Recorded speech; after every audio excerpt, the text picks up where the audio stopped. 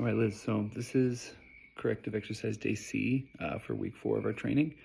We're gonna have you, you need a couple of pieces of equipment for this, mainly exercise bands, and you're gonna need something like a PVC pipe or a broom handle, something straight, like a straight and that can support you pretty well, like a barbell even. I just have a bow, my staff here. It's nice and sturdy enough for you to put some weight on. Doesn't have to take your full body weight, just enough to give you some balance and support in some of these exercises. Other than that, you're going to need one weight. Can be a weight of any kind, you know, dumbbell, kettlebell. If you can do a kettlebell, it would be great, or something that you can loop a rag or a band through to give you a different kind of grip. It's going to change the way having the weight sway below you while you do the movement is going to give you a little bit more stability work rather than holding on to it. But if you don't have that, feel free to just use a dumbbell and hold it however you can. Other than that, if you do have a long foam roller, that would be great as well, but we can make do without the foam roller too. All right, so let's get started. So this is going to be after you've warmed up for the week, done the foam roller, the breathing and the rope flow exercises. So we're going to start out with the assisted plie turnouts, squats. So basically with these guys, you're getting about hip to shoulder width right in here. You're going to be out at 45 degrees with the feet, not too straight, not too out to the side, just right about that 45-degree angle based on the outside edge of your foot. You're going to have this right about, easy arms in front of you, not super close, not fully extended, but right about in the middle. What you're going to do from here is squat down to about halfway, right about 90 degrees. You're going to come up on the balls of your feet, bring the feet and the knees in, come back out and sink down. Same thing, you're going to be up, turn in, turn out, and down. Up on the balls, turn in, turn out, and down. A couple more times.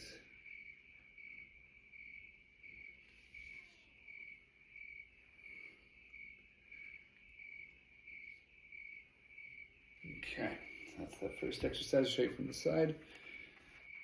About shoulder width. Come down, keeping shoulders right about in line with the knees. And you're going to come up, rotate in, rotate out, down, up, in, out, down. All right. And next we're doing a walkout. Get the hips and thoracic spine moved up a little bit. You're going to squat down to the ground. You're going to take your hands, you're going to walk out. So from the squat, you're going to walk out till you're right about plank position. Step 1 foot forward.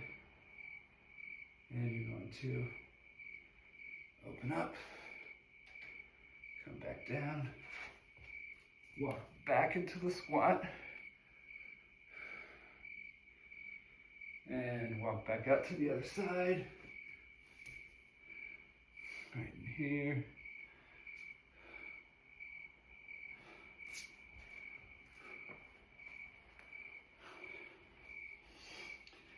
One more time from the front. You're squatting down, walking out, step, opening up.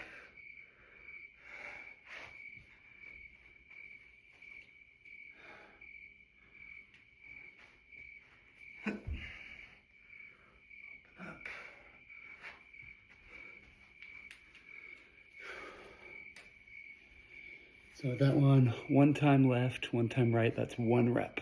So once you do it left and right, that's 1 rep. And then we're gonna get into banded plank hip flexion. So for here, here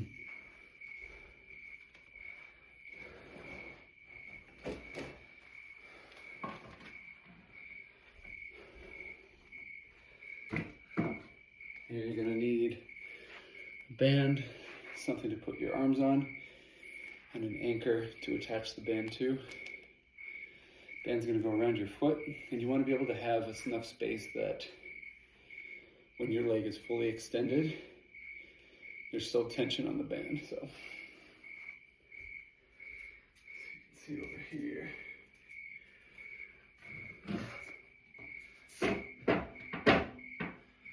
Essentially the band is gonna go over the top of the foot here and attached out behind you onto an anchor. It could be a weight, could be a table, something sturdy.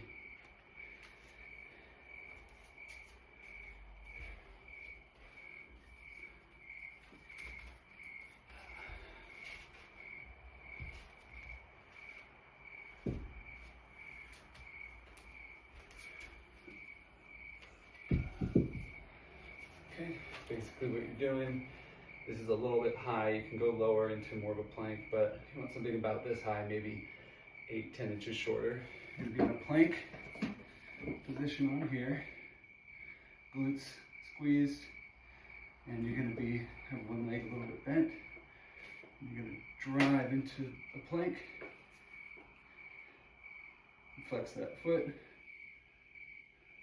drive and pull, slow on the way back, focusing on the glutes, driving, flexing that banded foot.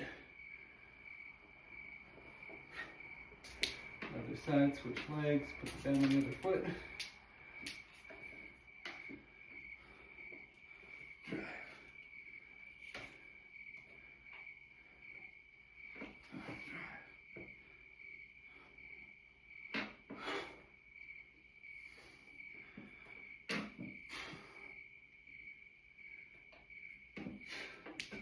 All right.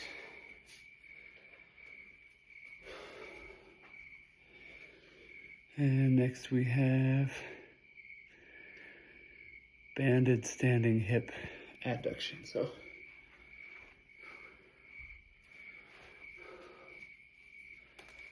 here you're gonna need anchor point again, and this is gonna help. You're gonna be having this across your body for support. You can place it here, right about 45-degree angle. And what we're doing here is squatting down over this base leg. So squat, tapping the foot, lifting up and bringing that leg together, tapping the foot. Here, tap, in, tap, in, tap. You want the band to have tension on it even when it's all the way out here. Show you from the other side now.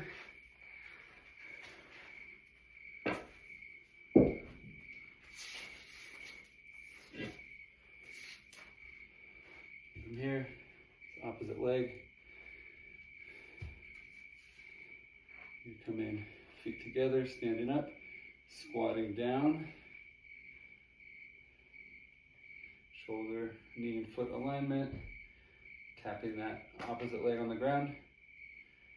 Come up, bring it together. Touch the ground.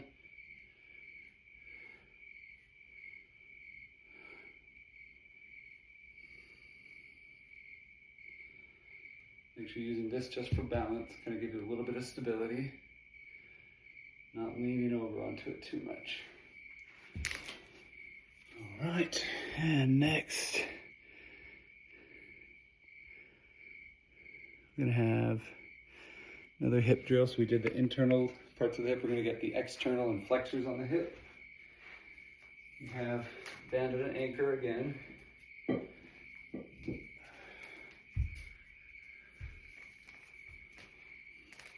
This time it's going to be opposite leg. So band's attached to the right side. I'm going to put it on my left foot.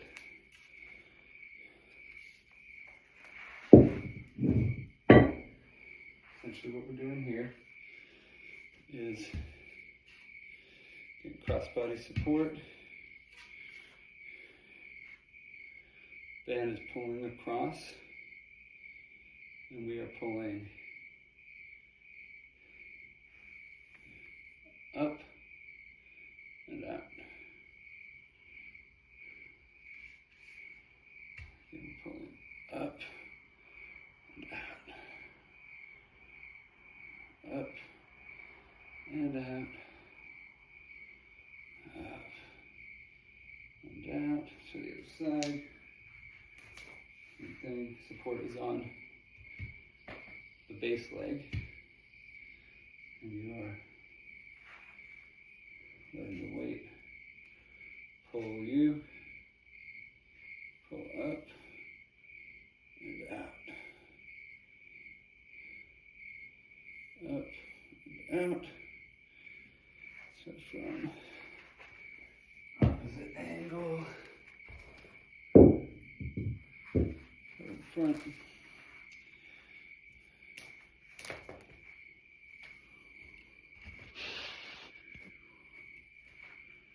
Bands straight out this way, support here, you pull in, it doesn't matter where you put your hands, feel comfy, it's pulling your leg all the way over, pulling over, and rotate. Really feel the isolation and the space, more space in this hip socket. This base leg is active and strong.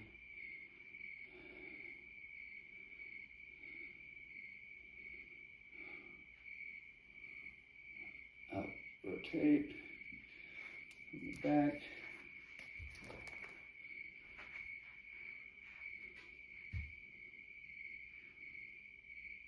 Touch that foot to the ground.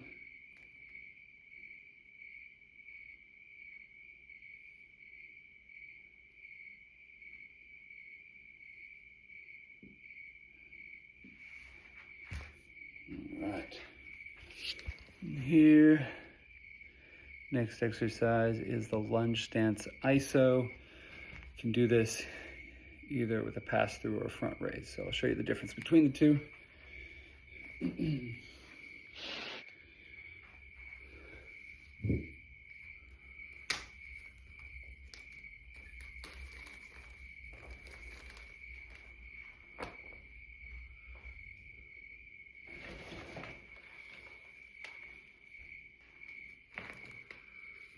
Right, so with this one, this is where you're gonna want the bands or the towel, some kind of strap. So I'll show you the front raise first. What you're getting into here, hip feet are at shoulder width, and you're stepping back into a lunge. So you're gonna be here, step back into a lunge, drop that knee down. What we're gonna do is have that shoulder here, weights near the floor, hips are squared forward, and you bring the chest forward and raise the weight, bring it down, chest rotates.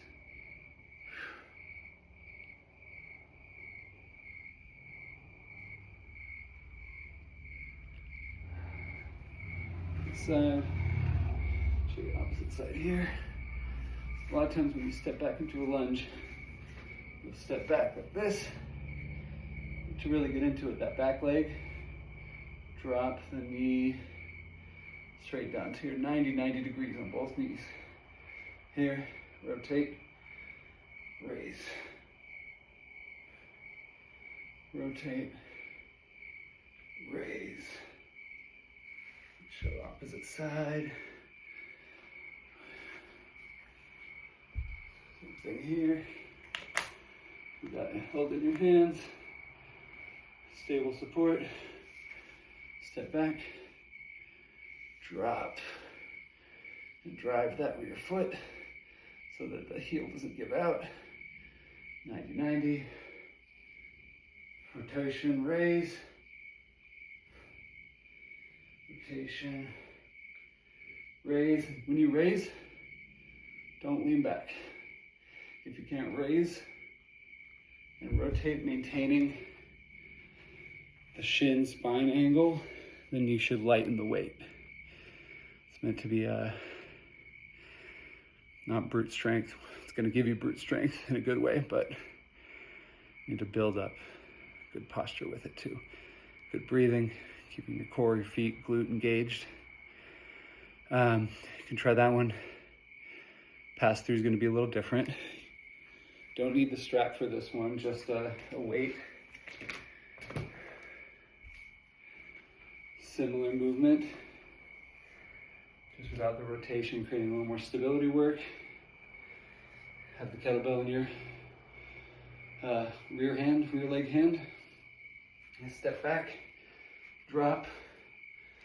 And this one, give a slightly forward angle. So slightly forward torso, a little bit forward on the knee.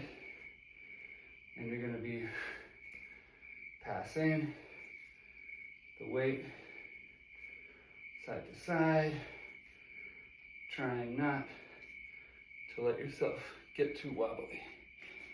See on the other side, weights in the back leg hand, step back, drop down, slightly forward shin and torso angle.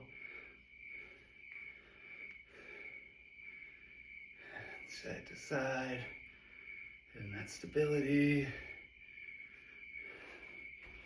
All right.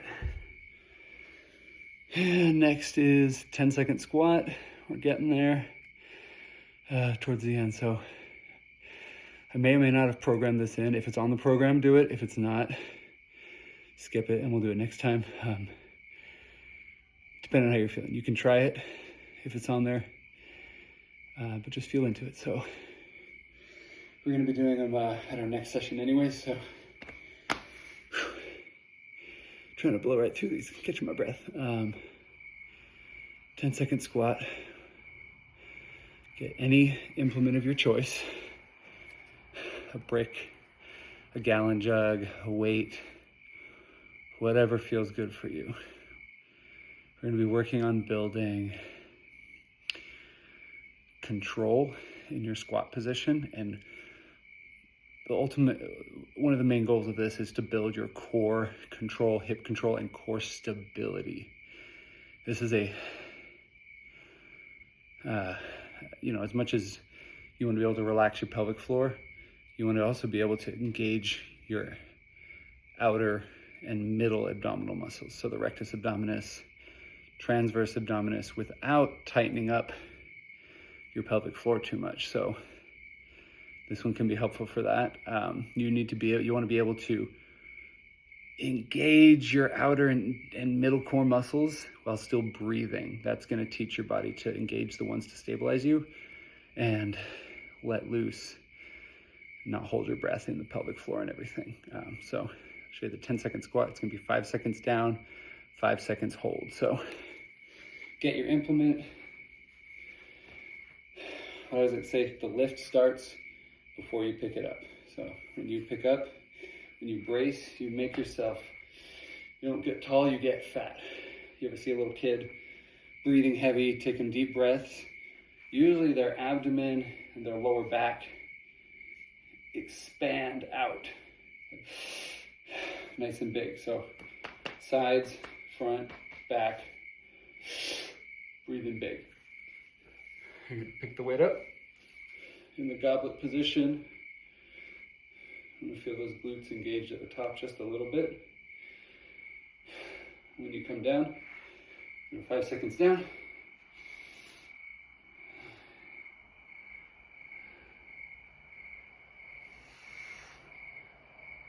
Hold. 2, 3, 4, 5. 5 seconds up. 1, 2, 3, 4, 5. 3 second hold at the top before the next rep. 2, 3. Here we go again. Ready? Wide brace. 1, 2, 3, 4, 5. 2, 3, 4, 5. 1, 2, 3, 4, 5. 1, 2, 3. So you can see as you're coming down into it, you're following your joint angles so you feel your hips and your knees and your spine being aligned as you're coming down, and stop where you feel the alignment.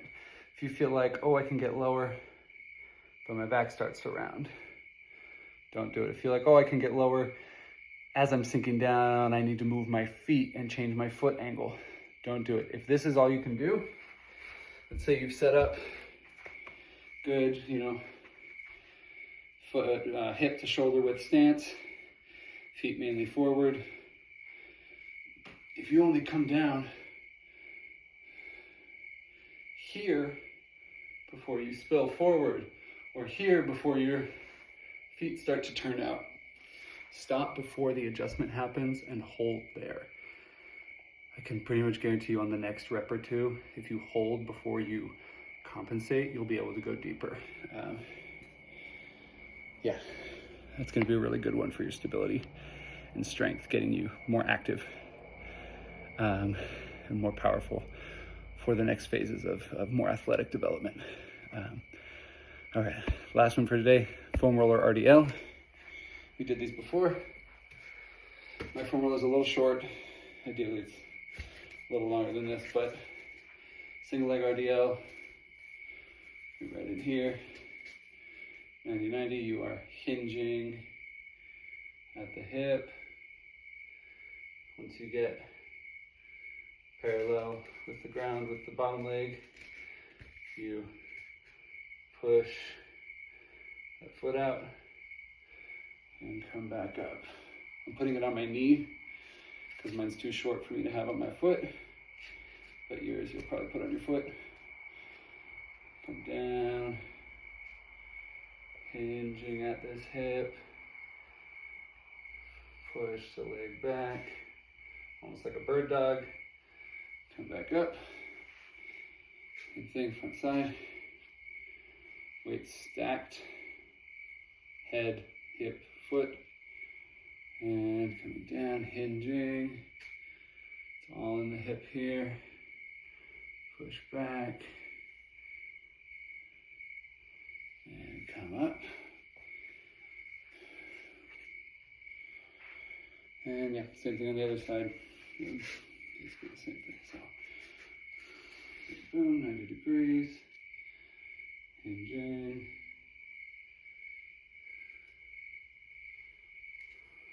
back, push up, creating pressure down and pressure up.